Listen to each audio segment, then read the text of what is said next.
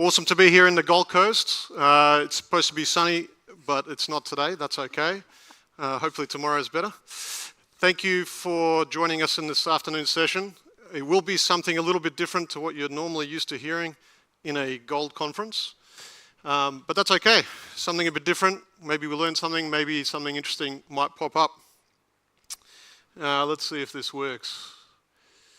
What is hard money? So we'll give you the disclaimer first. You've seen these before. Quite simply, this is not financial advice, and it's my own opinions. So we'll move right along. I've had the introduction already, so we won't stick here for too long. I am the co-founder and CEO of Stormrake. We're a cryptocurrency broker, and we love it. We think it's a fantastic industry. And you might ask, what's a guy like that doing at a gold conference? Well, I'll let you know. I am in the right room, I think. We'll start over here, something a bit different, something a bit personal. This over here is a photo of my great-great-grandmother. She was born in the 19th century, it was a while ago. Very intelligent, very interesting woman who lived in a small town in western Ukraine, which was back then part of the Russian Empire, which today not that much has changed. Now, she and her husband were butchers, they had cattle, they made meat for that local town, and they did all right up until World War I came along. Russia entered that war, things got pretty tough. There was all sorts of issues at home. The revolution started, the Russian Revolution, and Russia pulled out of World War I early. And then there was a long-running civil war between the whites and the reds. And the reds, of course, being communist, and the whites being Tsarist or imperial. Now, where they were living, there was constant issues with one or the other taking over. First, the reds would come, they'd confiscate everything for the war effort, and they'd issue their own currency. And then the whites would win that area. They'd come along, they'd confiscate all the money that the reds brought in, and they'd bring in their money. So you can use this now. In between, there was also gangs and all sorts of stuff, looting. So it was a tough time. My great-great-grandfather actually died around that time, and Ita had to take over the family business by herself. Anyway, why has this got anything to do with gold? Well, she decided that she was going to save money, not in the local currency that they kept reissuing, but in gold. And that had a profound effect because over the next decades, she was able to actually save money. And she did quite well. And she actually managed to move her entire family out of that area into Moscow at the time, Moscow, Russia. My grandmother was the first one to be born there as a result. And what that meant was my whole family moved away from Ukraine, which was completely taken over by the Nazis during World War II. Had we still been there, I might not be around. Right? So gold is very important to me personally, and that's why. She chose hard money over money that kept changing and wasn't worth anything, wasn't worth to be saved in. So why do I like gold? Well, it's scarce. That's the number one thing. The scarcity is really, really important. It is hard to pull out of the ground. It takes time, it takes money, it takes resources, and there is a finite supply, right? There is not that much gold relative to everything else. That makes it inflation-proof. When the government prints money, gold tends to rise in value. That makes it a great store of value as well. So if I'm going to save money, I want to store my money in something that is hard money, and gold is a great example of it, always has been. Moving right along, who was it this morning that pulled out a $20 note and talked about how much that buys you these days? Well, that's a very similar slide that shows you that exact situation. In 1971, of course, Nixon took us off the gold standard, or the US off the gold standard, and we had actual fiat. So fiat is just money that is based on a promise. We are the largest country, we are the US, you just have to trust us. That's money. As we all know, that causes a problem. The problem is in 1971, you get a whole trolley full of produce for 20 bucks. In 2000, it's only what you can carry. And in 2025, you only get 2 or 3 things in your parcel, right? Or maybe you don't even get that. I don't know if you can buy 3 things for 20 bucks anymore. The problem with fiat is, if it's not backed by gold, if it's not backed by anything, and it's just a promise, and you can print as much as you want, governments tend to print. If they have the keys to the printer, they will print, because they're enriching themselves, they're solving their own problems at the expense of regular people that need to buy groceries. That's just the way it works. Inflation is silently robbing people of their purchasing power. It's the silent tax that no one voted for. Looking at that as a graph, we see up there it's pretty straightforward. The purchasing power of the Australian dollar keeps going down. It is 93% down since 1966, and it's the same all across the world.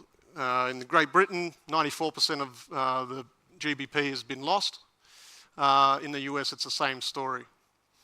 The once powerful pound sterling does not buy you a pound sterling anymore, and it's lost 99.6% of its value since inception, which is staggering, but that's what they want you to save in. If we look at gold's performance in that situation, we talked about the fact that gold is a good store of value and it's inflation proof. You can see the gold price going up there in the last 5 years, 6 years. It's going up steadily. There are some situations where the gold did fall, but that is going up and it's accelerating. Over the whole period of time, 208%, over 200%, which is pretty incredible. Next to it is Bitcoin. This is the first time I'll mention it. It is also going up. It is going up even faster, which is hard to tell from that graph because we've put it on 2 scales. Okay, that's so that we can see both of them side by side.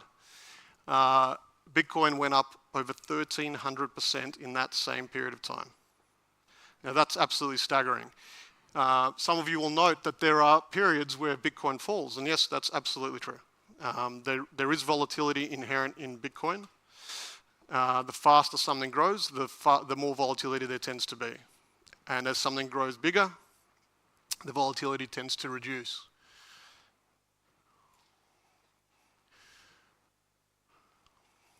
Here's a direct price of Bitcoin versus gold since 2017. We can see that Bitcoin's price is rising, but there are moments of extreme volatility where Bitcoin does take drawdowns. So, we're not necessarily comparing one to the other. The important part here is there's 2 different hard monies. Each one has their own properties. Gold is great at holding its value. Gold is great at preserving value and not having massive drawdowns. Bitcoin is great at growth. It is growing incredibly fast, and that's really powerful. You don't have to choose one or the other. You can have both. One complements the other. We'll talk about that after. I will explain what Bitcoin actually is, because I haven't actually mentioned it. Bitcoin is the digital hard money, okay? We call it the digital hard money or digital gold because it has very similar properties to gold. It is the money for the internet age. In the internet age, we had a problem where people wanted to send value across the internet, and there was no real way to do it. Especially in the early days, it was very, very hard. You couldn't send it through banks, you couldn't send it through anything else, but people wanted to make micro payments, small payments, and send value to each other, but they couldn't do it. And the thing was, it was a problem of copying digital data. So if I have a picture of a cat, a JPEG, and I send it to you, now we both have a picture of a cat. How do we make it so that if I send you that picture of a cat, mine disappears and yours still exists? That's what Bitcoin solved. They solved that cryptographically. It's called the double spend problem. With Bitcoin, you can now send digital value, and the person that sent it no longer has it.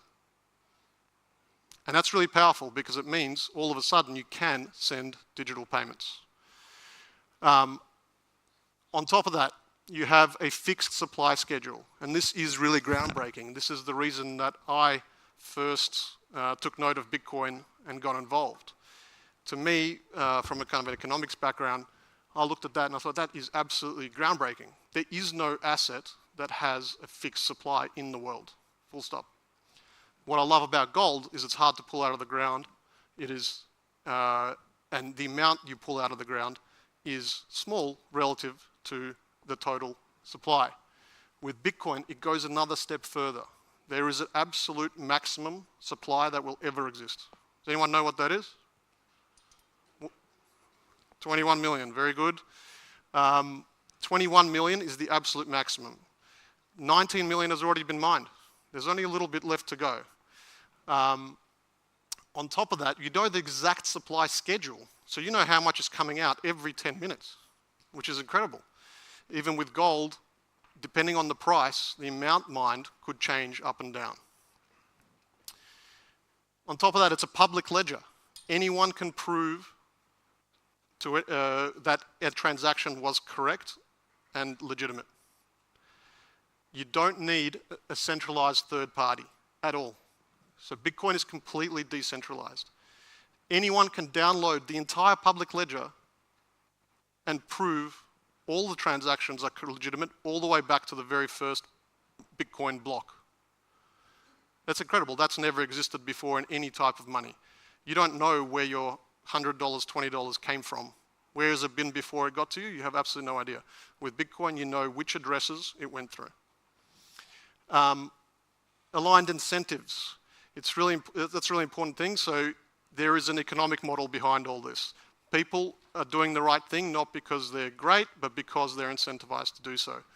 And that means there's really trust removed from this whole situation. And at the core of it is just maths and physics. The maths is what allows the cryptography to work. This thing works. It works incredibly well. In the normal system of payments, there are things called chargebacks. I don't know if any of you are merchants, you would have heard about chargebacks. With Bitcoin, there's no chargebacks. It's final settlement straight away. That's possible because of cryptography. And physics. Bitcoin is mined with energy and resources, just like gold. And as long as physics plays out and is true, and you can't create energy from nothing, that will continue to work. So at the end of the day, thermodynamics at the heart of it. All right, so let's have a look at Bitcoin and gold together. So we drew this together looking at which features of which factors are gold only, Bitcoin only, and both. This might be a little bit controversial. Some of you might have a different opinion where something sits or something should sit. That's okay. I'm happy to hear about it in the questions afterwards. To me, the majority actually sit in the middle, which means they are true for both gold and Bitcoin. Both are decentralized. There is no centralized Bitcoin management. The SEC or the government cannot send a letter to the CEO of Bitcoin. It doesn't exist. The network runs itself. There is no central point of failure. Inflation proof. They're both inflation proof. Bitcoin has been running has been performing really well in times of great inflation. Both are scarce. There's only 21 million. There's only a certain amount of gold. Self-sovereign. You can hold it yourself. You can hold your Bitcoin yourself on your own device, just like you can hold a bar of gold. Both are a great store of value. Different because of their volatility profile and their growth profile, but they're a great store of value. And even strategic asset. Gold has been held by central banks for generations as a backup for the finances of the country. Now, you've got countries buying Bitcoin to back their currency, which is incredible. Now we've got the US doing it. the biggest country in the world. They've got 200,000 Bitcoin currently held. So what does that leave us? Gold, physical and tangible. But isn't Bitcoin also physical and tangible? Bitcoin has the largest computer network in the world, completely decentralized, owned by various different people, but working on the same problem, mining Bitcoin. And it's tangible. It takes real general electricity. So, actual fact, I would put that in the middle as well. Use in industry, yes, gold does get used in industry. I wouldn't say that's the majority of the value of gold. I think it's mainly monetary value. Historically proven, absolutely. We looked at that first slide. It's been around for a very long time. It's generations. And it's got the history. Bitcoin's only got 16 years history. But what a 16 years that's been. On the Bitcoin side, it's peer-to-peer. It is open source, which just means anyone can check that the code is correct, that the transactions are legitimate. I can send money anywhere in the world. It's completely borderless. And not just a small amount of money. It's just as easy to send $1 billion as it is to send $2 on the Bitcoin network. That's incredible. It is a store of value, it is permissionless and divisible as well. I can pay the exact amount I need to in a Bitcoin transaction. Moving along, Bitcoin does complement gold. I'll give you a situation where Bitcoin can do something quite special. There is a person right now on holiday in Thailand. I won't name names for financial privacy reasons, but in the holiday in Thailand, had his accounts in Australia blocked. All right, and a lot of you in this room probably aware of what's happening with banks. The Westpac CEO recently had to apologize to a client because of how they treated him. This happens every single day. His bank accounts are frozen. He's with his entire family in Thailand. What did he do to get money to actually spend in the trip? All he did was take some of his Bitcoin and sold it locally, got the Thai baht, and had a great holiday. That's the power of Bitcoin. You can do that anywhere in the world. It's entirely borderless. Now, we've done some research internally at Stormrake Education, and we've looked at combining gold and Bitcoin. Now, as we said before, gold is a great store of value. Bitcoin has the real growth. So gold's growth has been fantastic, 120% over that period of time, but including 30% Bitcoin in the portfolio, just 30%, means that return over the same period of time would have been 415%. 100 grand turned into more than $500,000 over that period of time. Now, how powerful is that?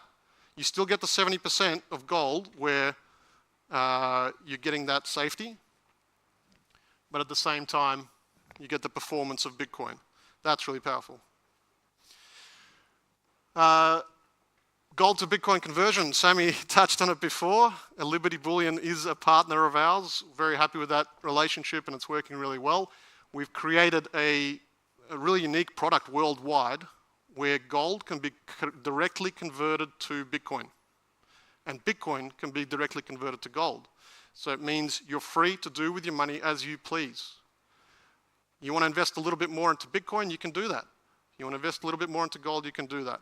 It's seamless and it does not need a bank in the process to that issue that we talked about before. This is us. Our Stormrake offering is pretty straightforward. If you do want to invest in Bitcoin, there's a QR code up there, by the way. Anyone that signs up from this conference will get a 33% discount on their brokerage. We are a full-service crypto broker. What that means is we're like an old world stockbroker that your parents used to deal with, but for a new industry, which is Bitcoin crypto. It's all about service. It's all about the best possible execution price worldwide, wherever that may be, for your Bitcoin. We can make it very, very easy for people to invest, and that's what we do. That's what we do every day for clients. Now, just to make it a little bit more interesting, I always come out with something new when I speak, so that you've invested your time wisely listening to me.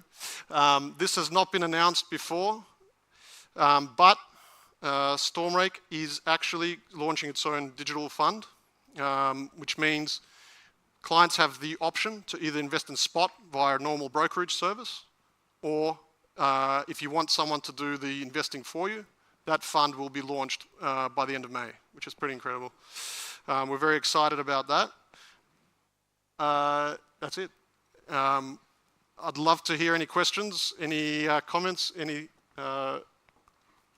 yes, sir.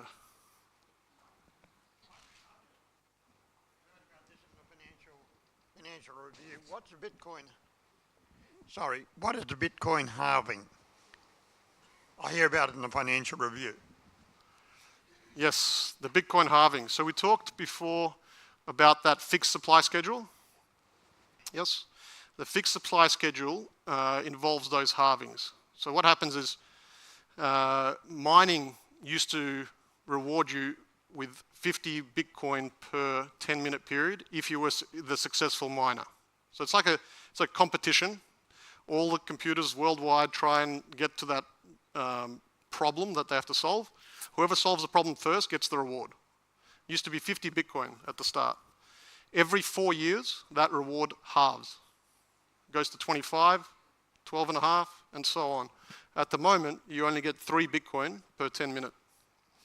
And what that means is by the end, it will end up with exactly 21 million, at which point, no more halvings, and that's it.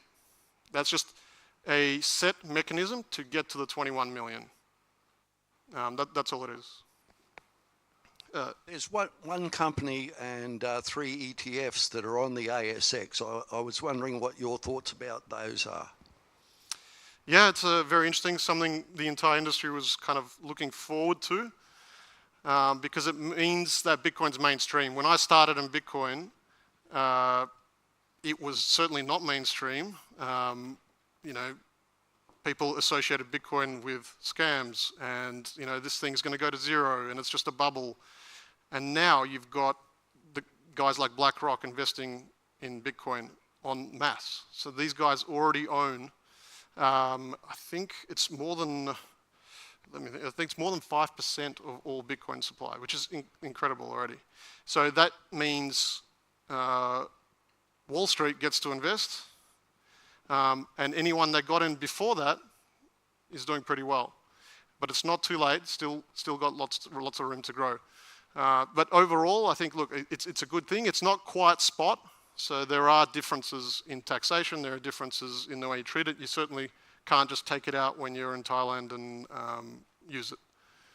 Yeah. Sorry, the lady in the red. Mine was a very simple question which will help you. Are you exhibiting that we can come and talk to you directly? Yes, absolutely. Absolutely. Haven't seen your stand. I will be here. I am the stand. There is no stand. Come and find me. I'll be happy to talk to you. I'll be happy to talk to anyone here.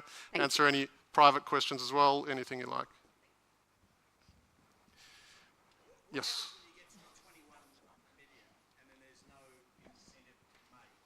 Yes.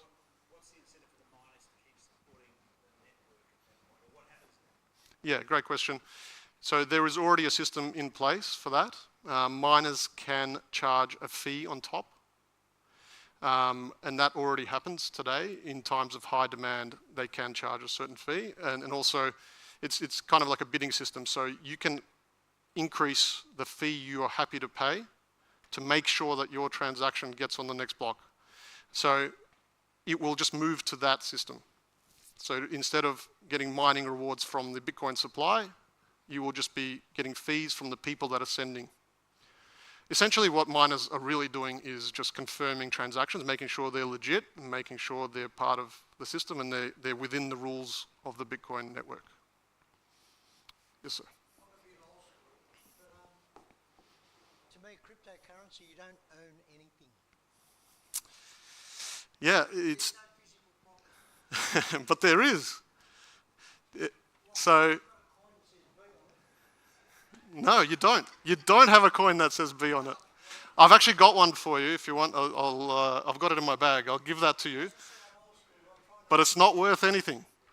The digital thing is worth the money. And you're right, it's harder to explain to someone that's old school than it is to someone that's a kid. So kids understand intuitively straight away because, I don't know if any of your kids play Fortnite. Anyone do that? Anyone heard of Fortnite? Yes, yes, yes. It's one of the biggest games worldwide. It's like a player versus player shooter game. Anyway, it's huge. Kids will take their parents' credit cards and they will buy skins. You know what a skin is? It's just an outfit in the game. To me, so that happened to me, by the way. So my kid did that. I nearly killed him. But why are you spending $30 on a skin to make you look different in a digital game? But to them, it's really important. It's exactly the same as wearing a pretty outfit for a lady when going to the shops and finding something really nice. So they understand digital value intuitively. For our generation, it's a bit harder.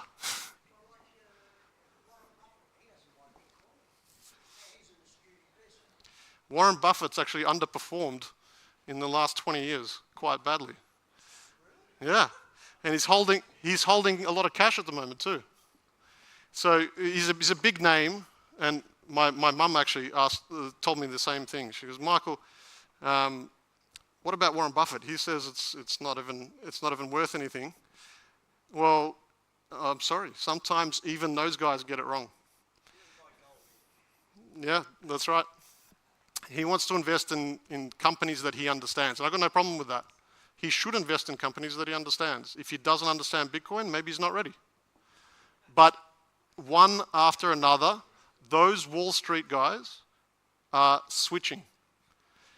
Jamie Dimon from JP, he said Bitcoin was, what did he call it? No, rat poison was Buffett. Jamie Dimon said it was all a scam. Now his bank is all over it. All right, he's personally investing. What's his name? Tudor Smith. He's all for it. He's saying every portfolio should have at least 5% of Bitcoin just as a speculative asset. All those guys are changing one after the other. There is a website dedicated to people making statements that Bitcoin is dead, only for Bitcoin to be significantly higher, and it tracks how much Bitcoin has grown since they said those things. Up the back there. Hi, thanks for your presentation. Just a question in relation to the whole crypto space and the advent of potential advent of CBDCs, where the central banks are looking at potentially farming out coins that are going to be out there in conjunction with Bitcoin.